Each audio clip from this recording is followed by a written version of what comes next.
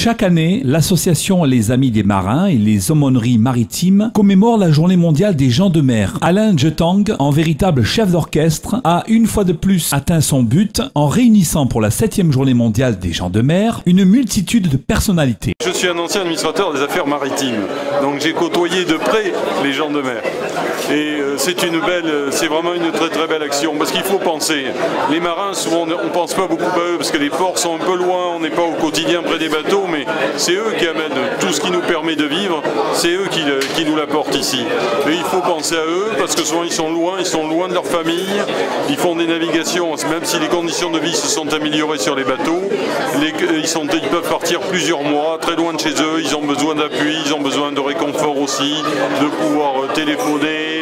Tout ça fait partie du soutien qu'on apporte aux gens de mer. La région accompagne depuis la création de cette association, finance et les aide à se développer.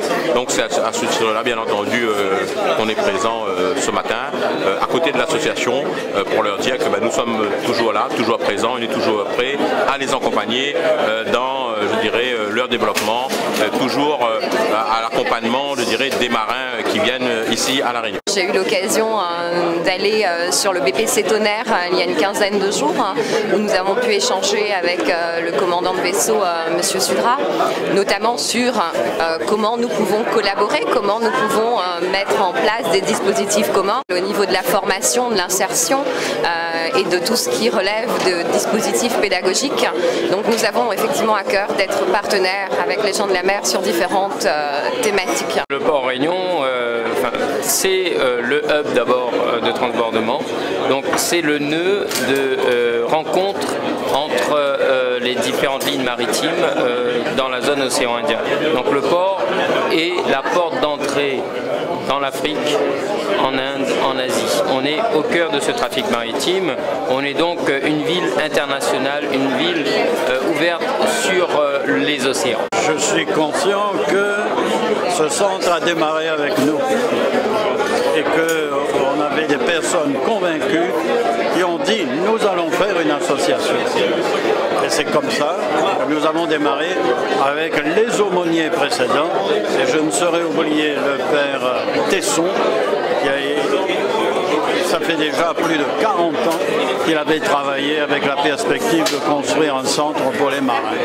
Et puis le dernier que nous avons eu de chez nous, c'était le père Théophane Rey, et il a tuilé avec Jetang. Donc moi je suis très heureux de voir que ce centre, véritablement, il continue et qu'il a un rayonnement non seulement local, non seulement national, mais international. C'est particulier parce que nous avons beaucoup de navires au port et ça nous permet, et puis hier nous avons un marin qui a été amputé du bras, ça nous donne encore plus de courage de pouvoir les honorer. Le système internet, Wi-Fi et tout cela que les marins sont en demande, et ce qui a aussi évolué, c'est que nous avons mis en place des boîtiers qui permettent aux marins de connecter dans le bateau car ils ne peuvent pas sortir. Donc c'est la raison Liège, à l'hôpital, j'ai donné un boîtier à un marin qui pourrait se connecter d'une façon facile à l'hôpital, parce que l'hôpital n'avait pas de Wi-Fi.